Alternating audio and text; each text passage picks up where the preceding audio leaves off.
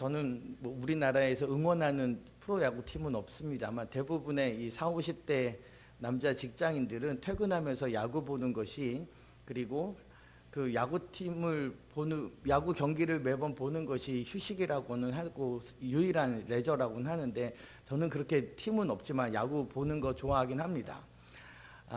지금은 LA 에인절스에 있는 오타니라고 하는 야구 선수가 있습니다. 오타니 쇼헤이라고 하는 일본 야구 선수인데, 이 사람이 지금부터 몇 년 전에 2010, 4, 5년 전에 21살, 2살 이때쯤에 이런 대회가 있었습니다. 프리미어 12 국제 야구 대회. 그러니까 전 세계 야구 리그가 있는 상위 12개 나라의 팀들이 모여서, 대표들이 모여서 누가 진짜 야구를 잘하는지 보이는 그런 경기였어요. 거기에 우리나라도 야구 좀 하니까 야구 경기에 4강에 올라갔어요. 4강에서 일본하고 경기를 하는 거예요. 근데 21살밖에, 20살, 21살밖에 되지 않은 이 일본의 오타니 쇼헤이라고 하는 투수가 나온 거예요. 4강전에. 근데 공을 칠 수가 없어요. 공이 160km가 넘어요. 그걸 어떻게 그냥 슝 한번 지나가니까 공을 볼 수도 없고 칠 수도 없고 7회까지 안타 하나 치고 그 다음에 출루조차도 못하고 있는 상황이었어요. 그렇게 속수무책으로 그 20살 간 넘긴 강석구 투수의 투구 앞에 한 점도 내지 못하고 있었습니다. 그러다가 그 투수가 물러나게 되고 일본 국가대표의 제일 잘하는 마무리 투수가 9회 말에 올라온 거예요. 그래서 9회 말에 던지는데 우리나라가 9회까지 3대 0으로 지고 있다가 9회 말에 갑자기 안타를 막 치기 시작하는 거예요. 그래서 4대 3으로 역전해서 이긴 거예요. 그래서 나중에 인터뷰를 했어요. 아니 어떻게 9회 말에 그렇게 잘 치게 되었냐고. 근데 7회까지 이 오타니 쇼헤이의 그 강속구를 보다 보니까 그때는 참 이걸 치지 못해서 경기에서 마지막 9회까지 지나 싶었는데, 나중에 9회 말에 꽤 빠른 잘하는 투수의 공인데도 불구하고 그 공이 보이더라는 거예요. 160km에 익숙해지다 보니까 그건 못 쳤는데 150점 되는 거는 눈에 들어와서 그때서부터 막 치기 시작했다는 거예요. 그래서 4대 3으로 경기에서 이겼어요. 오타니에게 속수무책으로 당했던 시간, 굴욕적이고 저 20살 간 넘긴 저 아무것도 모르는 공만 세게 던지는 저 투수 앞에 내가 이렇게, 이 베테랑인 내가 이렇게 무시를 당하나, 이런 속수무책의 무기력감 가운데 있었던 사람, 그 7회까지의 그 시간이 오히려 연단의 시간이었고 9회 말에 역전의 기회가 찾아왔던 거죠. 여러분, 우리의 인생에도 이런 타이밍이 찾아오곤 합니다.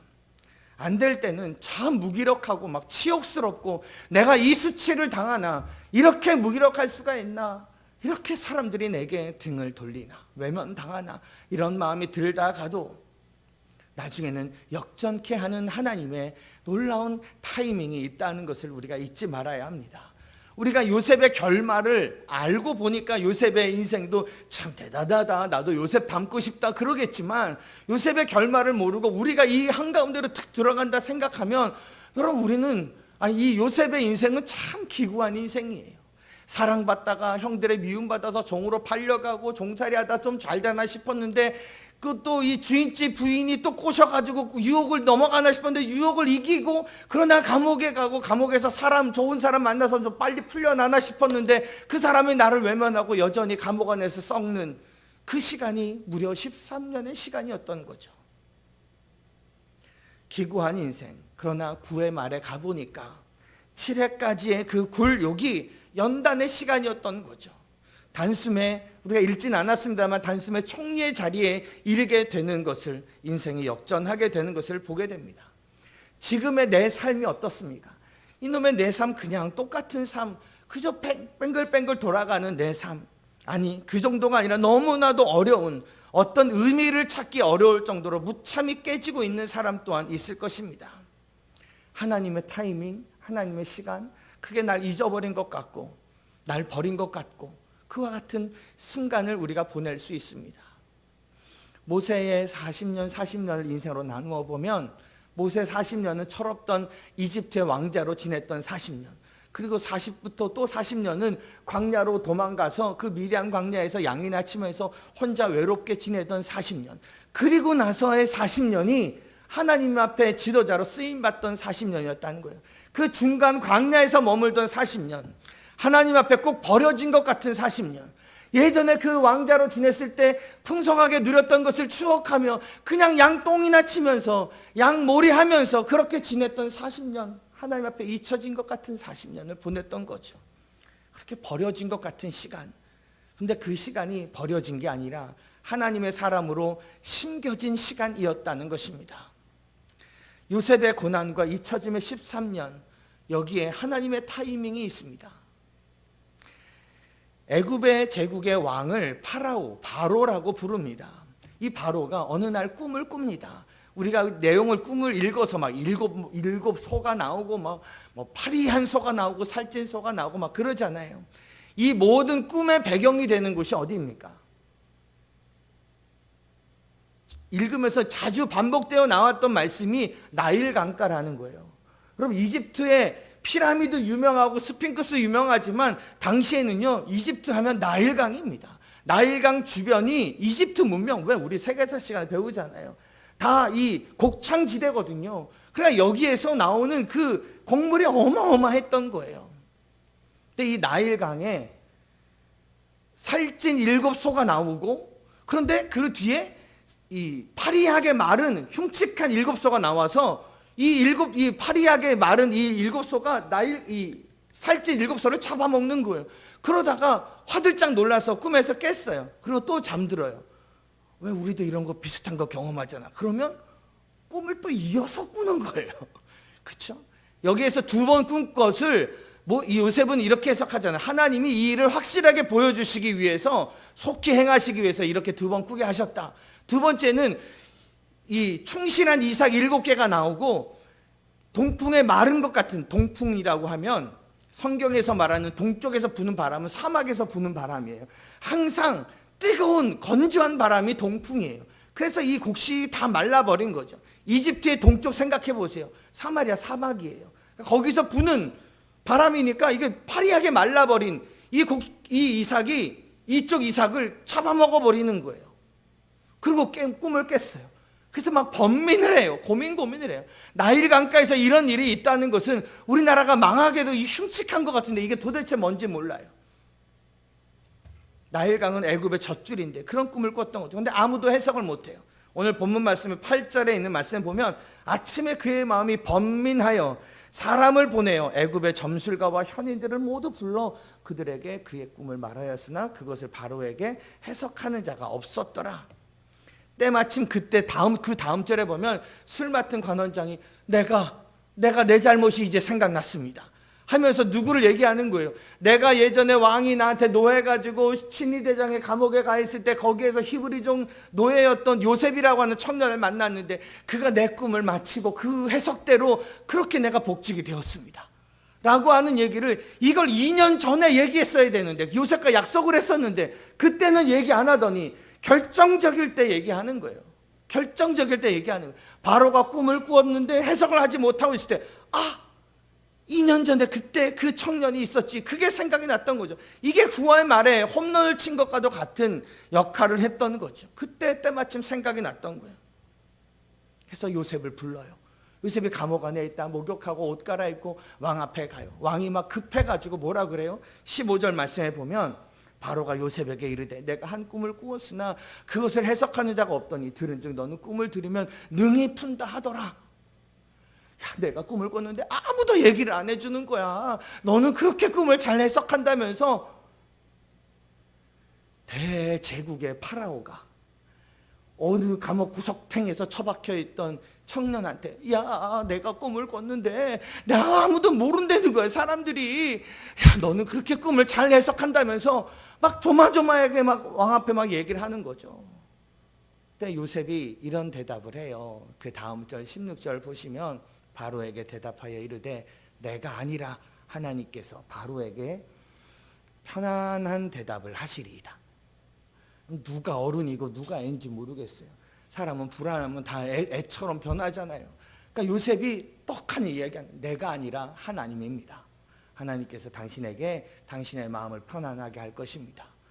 지금 막 번민하고 잠을 못 자고 아무도 해석을 못해서 막 이 청년 앞에 아무도 못했다고 너는 그렇게 잘한다며 막 이렇게 조마조마하고 있는 이 파라오에게 편안한 대답을 하나님이 주실 겁니다. 내가 아니라 하나님입니다. 여기서 뭐 우리가 깨달을 거 없겠습니까? 요셉은 잊혀졌던 그 시간에 인격적으로 다듬어지고 내가 주인공이 아니라 하나님이 주인공이다 라고 말할 수 있는 신앙적으로도 다듬어진 자가 되었던 거죠. 최고의 권력이 너 그렇게 대단하다며 그러면 나라면 그냥 어느 사극에서 배운 것처럼 성은이 만극하옵니다. 뭐 이쯤에서 끝날 것 같은데 똑부러지게 얘기하는 거예요. 내가 아니에요. 해석하는 것은 하나님께서 하시는 겁니다 라고 하나님을 이야기하고 있다는 거죠. 다듬으셨던 거예요. 하나님이 감옥 안에서 2년 더 다듬으셨던 거예요. 그렇게 되고 난 다음에 쓰임받게 되는 거죠. 요셉은 어떻게 꿈을 듣고 잘 해석할 수 있었을까요? 꿈은 바로가 꿨는데 바로가 자기가 꾼 꿈을 자기가 뭔 뜻인지를 몰라요. 그것이 하나님의 사인임을 모릅니다. 왜냐하면 훈련되지 않았기 때문에 그래요. 반대로 요셉은 어떻게 바로의 꿈을 딱 알아들을 수 있을까요? 어떻게 해석이 가능할까요? 그는 13년 동안 훈련되었기 때문에 그래요. 고난과 잊혀진 그 시간들을 통해서 그가 훈련되었던 거죠. 요셉이 처음에 자기가 꾸었던 꿈 생각나세요? 하늘의 해와 달과 별이 자기에게 절을 하고 형들의 곡식단이 자신의 곡식단 앞에 절하는 거예요. 그 꿈을 딱 꾸고 나서 요셉은 이 꿈은 내가 애굽의 총리가 되는 꿈이지 라는 걸 알았을까요? 아니요, 저는 몰랐을 것 같아요. 꿈을 꾸긴 꿨는데 나는 훈련도 하나도 안 돼 있고, 그러니까 하나님이 그를 인생 가운데 형들에게 미움도 받게 하시고 종으로 팔려가게도 하시고 종살이를 하게 하시고 가정 총무가 되었다가 유혹을 받게도 하시고 유혹을 이겼는데 또다시 모함을 받게도 하시고 감옥에 다시 들어가게 하시고 감옥에서 사람 의지했다가 실패하기도 하시며 하나님밖에 없구나 라는 것을 깨닫게 하셨던 거죠. 사람들에게 잊혀진 그 시간을 통해서 하나님이 그를 준비하게 하셨던 겁니다. 그렇게 13년 하나님 앞에 쓸만한 그릇이 되었다, 자격이 되었다라고 온전하게 되었다라고 해낼 때까지가 하나님의 타이밍입니다. 그의 경건과 인격을 다듬으신 시간이었던 거죠. 그러니까 무조건 막 달려가려고만 하지 마세요. 높은 곳에 오르는 것이 다 좋은 것이라 생각하지 마세요. 하나님의 뜻을 담아낼 수 있는 거룩한 그릇으로 준비되었느냐, 이게 더 중요하더라는 거죠. 하나님의 타이밍은 우리가 생각하기에는 항상 느린 것 같습니다. 왜냐하면 나는 빨리 좀 어떻게 좀 됐으면 좋겠거든요. 빨리 좀 어떻게 좀 회복이 되고 빨리 좀 이렇게 좀 확 됐으면 좋겠거든요. 그러니까 훈련이고 뭐고 좀 빨리 좀 한 방에 좀 이렇게 조급해질 때가 많잖아요. 하나님의 타이밍이 느려요. 하지만 그 느린 시간들을 잘 지내온 자가 결국 요셉처럼 세상을 구하는 자가 될 수 있더라는 겁니다.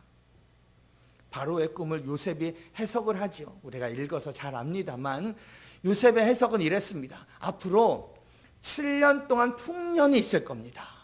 그리고 나서 그 이전에는 경험해 본 적이 없는 것 같은 아주 혹독한 7년의 흉년이 있을 겁니다 라는 것이 그가 꾸었던 꿈의 해석이었던 거죠.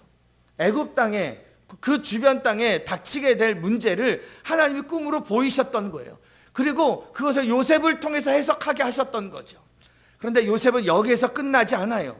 그리고 해결 방법을, 그래서 풍년 흉년 어떻게 하라고 해요. 33절부터 그 이하에 있는 말씀을 보시면 지혜로운 자, 명철한 자를 뽑으라는 거예요. 그래서 그가 24년간을 잘 관리하게 하라는 거예요. 그리고 각 성읍마다 감독자 하나를 세워서 성읍에서 나오는 모두 풍년 때에 성읍에서 나오는 소출의 5분의 1씩을 저장해 두라는 거예요. 그렇게 되면 나중에 7년간의 혹독한 흉년이 찾아왔을 때에 그 곡식의 창고를 열어서 살면 살아남을 것입니다 라는 것이 요셉의 처방이었던 거죠. 문제를 아는 것이 참 중요합니다만 더 중요한 것은 해결책을 아는 것입니다. 문제 지적은 여기저기서 다 할 수 있습니다. 이것이 문제다, 저것이 문제다. 해답은 그래서 해결책은 있느냐? 여러분, 이것이 요셉이 탁월한 모습입니다. 하나님은 요셉에게 문제와 해결책을 함께 지혜를 알려주셨던 거죠. 하나님은 우리에게 문제만 지적하는 분, 경고하시는 분이 아닙니다. 구원의 길을 함께 제시해 주시는 분이십니다. 우리에게 최고의 약점이 뭐예요? 우린 죄인이라는 거잖아요. 너는 죄인이야, 넌 죄인이야, 그래서 넌 지옥 가야 돼. 이것만 드립다 우리에게 얘기하시는 분이 아니라 거기서 문제 해답, 구원의 방도를 우리에게 보여주시는 거죠. 자신의 아들을, 예수 그리스도를 이 땅에 보내시고 십자가에 주심으로 말미암아 구원 얻을 해답을 우리에게 주신 분이시라는 거예요. 하나님은 우리의 문제를 정죄하고 끝나는 분이 아니에요. 항상 해결책을 함께 주시는 분이세요. 제가 몇 년 전에 누구랑 이야기하면서 이런 상담을 했던 적이 있어요. 자기가 잘 아는 어떤 선교사님이라는 기도 용하게 하신다는 어떤 분이 계시는데 그분이 나를 오래간만에 만나서 막 지적을 하시더라는 거예요. 당신은 이것이 문제고 이래서 안 되고 저래서 안 되고 이러다 큰일 나고, 마치 점쟁이처럼 이런 거 있잖아요. 그러다가 자녀가 죽어 막 이러면 뭐 버들버들 떠는 거 있잖아요. 그런 식으로 막 얘기를 하더래요. 그래서 잘 아는 선교사님에서 뭐 그런가 보다 했는데 돌아와서 마음이 너무 불편하다는 거예요. 그래서 제가 상담을 했던 적이 있어요. 여러분, 누군가가 신령한 척하고 당신의 문제, 여러분의 문제를 지적하고 그것이 협박의 도구처럼 된다면, 그래서 마음이 불편하다면 분명한 것은 절대 하나님의 음성이 아니다는 거예요. 16절의 하반절 말씀 보시면 이런 말씀이 있어요. 요셉이 똑부러지게 내가 아니라 하나님입니다 라고 얘기하고 나서 뒤에 하나님께서 바로에게 편안한 대답을 하시리이다. 이 얘기는 뭔지 아세요? 지금 막 불안해하고 번민 가운데 있잖아요. 근데 하나님의 대답을 들으면 당신의 마음이 이것이 해답이구나, 편안해질 것입니다 라는 거예요. 근본적으로 하나님의 음성은 항상 편안한 대답입니다. 마귀의 음성과 하나님의 음성을 어떻게 구별할 수 있을까요? 하나님의 음성은 두렵게 하지 않습니다. 우리의 마음을 막 두려워서 버들버들 떨게 만들지 않습니다. 하나님의 음성은 우리를 협박하지 않습니다. 하나님의 음성으로 우리를 저주하지 않으십니다. 하나님의 음성은 온유합니다. 하나님의 음성에는 해답이 있습니다. 아들 예수 그리스도를 십자가에 보내신 그분의 음성입니다. 하나님의 음성으로 애굽과 주변에 있던 지역들이, 나라들이 굶어 죽지 않고 살 길을 얻게 된 것을 보게 되는 거죠. 7년의 풍년 이후에 7년의 흉년이 옵니다. 이것을 관리하려면요, 여러분 잘 관리해야 됩니다. 좋으면 막 먹고 없으면 쫄딱 굶고, 그 없을 그때에 없어서 탁 망하고 죽는 거잖아요. 그러니까 잘 될 그때에 잘 안 될 그때를 예비하는 거, 이거는 지혜자가 아니면, 지혜롭지 않으면 우리는 쉽게 무너지게 되는 거예요. 잘 못 관리할 수 있어요. 그래서 이런 지혜자가 필요합니다 그래요. 그러니까 우리가 읽진 않았습니다만 그 다음 장에 보면, 야, 세상에서 하나님의 영에 감동된 자가 너 말고 누가 있겠느냐. 네가 이 지혜자가 되니까, 네가 명철하니까, 그러니까 네가 애굽의 총리가 되라 라고 해서 이 요셉을 애굽의 총리의 자리에 앉히게 되었던 거예요. 그래서 이 사람이 14년을 잘 관리하게 됩니다. 그리스도인은 막 꿈만 어마어마하게 꾸는 꿈쟁이에서 그쳐서는 안 됩니다. 해답이 이거요, 해결책만 딱 제시하고 끝나는 자리에 머물러서도 안 됩니다. 옆에서 이렇다 저렇다 훈수 두는 사람으로 우리를 그리스도인으로 부르신 것이 아니라 상황 속에 뛰어들어 문제 해결할 해결자로 부르셨다는 거예요. 이론은 잘 아는데 현장을 모르는 경우가 참 많이 있습니다. 제가 어저께 저희 노회에서 목사 고시를 보고, 장로가 되려면 노회에서 장로 시험을 거쳐요. 그래서 목사 고시, 장로 고시, 또 목사 후보생 고시를 치르고 면접을 했어요. 제가 이제 장로님들, 장로 되려고 하는 분들 면접을 했어요. 근데 그분의 면접 카드에 난 그런 거 처음 봤어요. 1년에 한 차례씩 요리 문답서, 소요리 문답서, 칼빈의 기독교 강요를 1년에 한 차례씩 읽는다는 거예요.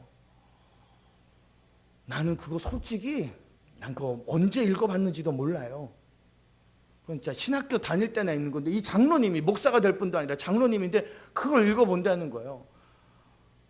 그래서 얼굴 봐도 엄청 딱딱하게 생겼어. 얼굴 봐도 막 대소요리 문답처럼 생겼어. 막 기독교 강요처럼 생겼어. 막 얼굴이 얼마나 빡빡하게 생기셨는지 몰라. 딱 근엄하게 딱 앉아 계시는 거예요. 그래서 이거 저 읽는 거 참 대단하신데 이거만 읽지 마시고 성도들 좀 사랑해 주시고 성도들이 뭐 때문에 힘들어하는지 좀 살펴주시는 그런 장로님 좀 되시라고 그렇게 권면하고 면접을 나갔거든요. 이론 잘하는 사람은 여러분 많아요. 현장을 모르는 경우가 너무 많아요. 요셉은 꿈 해석만 탁월했던 것이 아니라 탁월한 행동가이기도 했습니다. 오늘날 그리스도인들이 종종 세상으로부터 미움을 받습니다. 왜 그런지 아세요? 말을 너무 잘해. 더 정확하게 보면 말만 너무 잘해. 말은 다 옳아. 말은 다 의롭고 말은 다 바람직하지만 말만 잘하니까. 왜? 실천이 없으니까. 행동이 없으니까요. 여러분 이거는요 세상의 소리를 우리가 뼈저리 듣고 막 가슴을 치며 막 속상해하며 안타까워해야 될 문제예요. 그래서 이기적이라고 생각하는 거죠. 요즘에 우리나라가 아주 두 쪽이 났잖아요. 사상적으로 이념적으로 오른쪽 왼쪽 막 위아래로 쭉 나눠져 가지고 그 장관 한 명 때문에 이렇게 됐잖아요. 사실 그 장관이 교수 시절에는 얼마나 멋진 말을 많이 했는데요. 젊은이들에게 위로가 되고 젊은이들을 격려하는 말들을 얼마나 많이 했는데요. 그러나 정작 자기 자식의 문제에는 그렇게 못한 거예요. 말대로 살지 못했던 거예요. 거기에서 더 분노한 거예요. 청년들이 막 견딜 수 없는 배신감을 갖는 거예요. 그러면서 어떻게 청년들에게 이런 말을 했느냐. 이렇게 멋들어진 말을 책에다 적어놓고 당신 책을 읽으라고 그렇게 세상은 이래야 된다라고 외쳤던 당신이 어떻게 이런 삶을 살았느냐. 거기서 사람들이 속상한 거예요. 여러분 자기 자식 문제에 그쯤의 비리를 저지른 사람도 아마 주변에 많이 있을 거예요. 그런데 이 사람이 더 욕을 먹는 것은 말을 너무 번지르하게 했기 때문에 그 배신감, 그 실망감이 더 큰 것인 거죠. 요셉은 탁월한 행동가였어요. 어떻게 그가 그렇게 될 수 있었을까요? 인격적으로 그 13년의 시간, 그러나 하나님이 그 13년의 시간을 요셉이 실무를 배우는 데도 사용하셨던 거예요. 현장을 합니다. 가정 총무로 지내면서요. 감옥에 가 있을 때도요. 감옥에 가서도 그냥 일반 잡범들이 들어가는 감옥이 아니라 그랬잖아요.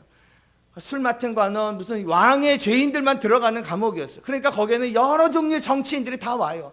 그래서 그들이 정치인들과 이야기를 했던 거죠. 요셉이. 근데 이 감옥에 온 정치인들은요 할 일이 별로 없어요. 감옥이잖아. 그러니까 요셉이 말동무에 대해서 늘 이야기를 해줬던 거예요. 그래서 이 감옥 안에 들어왔던 술 맡은 관원의 얼굴빛이 근심이 됐는지 안 됐는지조차도 알 수 있을 정도로 요셉이 이들과 친밀하게 지냈던 거예요. 그래서 애굽 왕의 성격이 어떤지, 왕실의 분위기가 어떤지, 정치, 사회, 문화가 어떻게 돌아가고 있는지 이 감옥 안에서 잘 배울 수 있었던 거죠. 잊혀짐의 시간 동안 인격적인 부분뿐만 아니라 실무적인 부분으로서 해결자로서의 능력을 갖추게 되었던 거예요. 여러분 저도 이런저런 저는 직장 생활을 안 해본 사람이에요. 그러니까 대학교 졸업하고 신학대학원 가고 이렇게 콕콕콕콕 그냥 세상 구성 하나도 모르고 그냥 제 손이 얼마나 고운 줄 알아요. 이게 악수할 때마다 저는 참 미안해요. 손도 조그맣고 손이 반질반질 해가지고 그냥 거친 남자다운 손이 아니거든요. 난 이게 좀 부끄러워요. 근데 제가 유일하게 일해봤던 대학교 다니면서 호되게 아르바이트 했던 경험이 저에게는 유일한 경험이에요. 사실은 직장인들이 얼마나 고생하는지 제가 잘 몰라요. 근데 아르바이트를 할 때도 예를 들어서 아는 형님네 가게가 화곡동인가 어딘가에서 신발 가게를 하셨어요. 그 신발 가게에서 제가 신발 아르바이트를 하는 거예요. 그럼 신발 나르고 또 여학생들 신발이었어. 그래서 245 옛날에는 250이면 오 발 크시네요 뭐 이랬거든요. 250이 안 나온 것도 요즘은 막 260도 있고 그런다고 그럽니다만 여학생 아르바이트 그 신발 가게에서 신발 팔기도 하고 사람들 상대하고 뭐 양재동에 있는 무슨 큰 건물에 대리석 붙이는 일도 했어요. 대리석은 쌓는 게 아니라 그거 아세요? 대리석에다 나사못으로 고정하는 거예요.